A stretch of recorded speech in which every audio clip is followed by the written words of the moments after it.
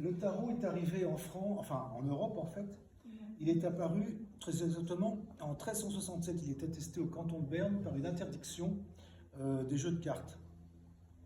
L'interdiction est rappelée en 1370 et 1380, donc on a des traces.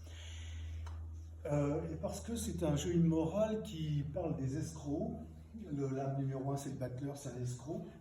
Et la lame numéro 22, la lame numéro 1, c'est celle-là, celle ici, là. On voit un homme coiffé d'un analème solaire, c'est-à-dire sur un cadran solaire, vous avez le soleil va décrire cette figure qui est connue comme l'analème, qui n'est pas un lemniscate. Le lemniscate, c'est le signe de l'infini, hein. C'est un vide par le coucher. Le symbole a été pris, bien sûr, pour décrire l'infini. Mais c'est un symbole solaire, c'est-à-dire que si toute l'année vous pointez les positions du soleil, vous aurez cette figure-là, ce 8 horizontal.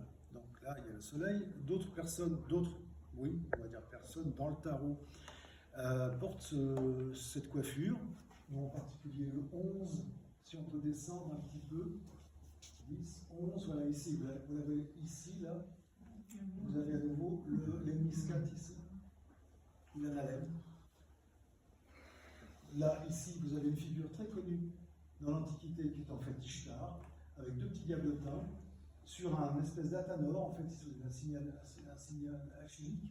Vous avez des quantités de symboles qui ont été rajoutés à une certaine époque, puisqu'on a vu qu'il y a un tracé directeur ici, donc une lettre. Il y a une signification mitraïque d'une part, parce que vous avez certains symboles sont mitraïques, et puis vous avez en plus la référence à un dieu. Donc tout ça a été mélangé probablement à la fin de la période païenne, puisque les païens, dans la religion pas olympienne, mais disons de l'Antiquité, dans le méditerranéenne, et en particulier dans l'est de la Méditerranée,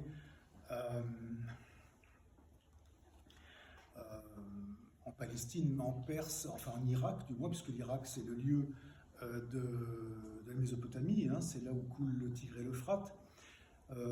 Et donc vous aviez entre le Tigre et l'Euphrate, sur l'embouchure dans le Châtel arabe, vous aviez toutes ces villes, nombreuses villes qui étaient des cités-États mésopotamiennes, donc qui ont inventé le cunéiforme en moins 3000. En moins 2000, Babylone a réussi une hégémonie.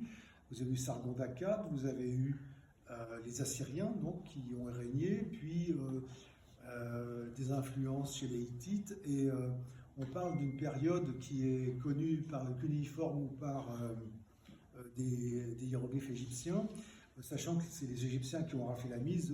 En France, et partout dans le monde, on est très égyptomane, et il y a très peu de personnes qui s'occupent des contenus culturels mésopotamiens et sumériens, qui sont absolument fantastiques, eux aussi. Mais c'est l'égyptomanie qui rafle la mise, et puis c'est comme ça, on parle de l'Égypte, on ne parle pas du tout des Assyriens.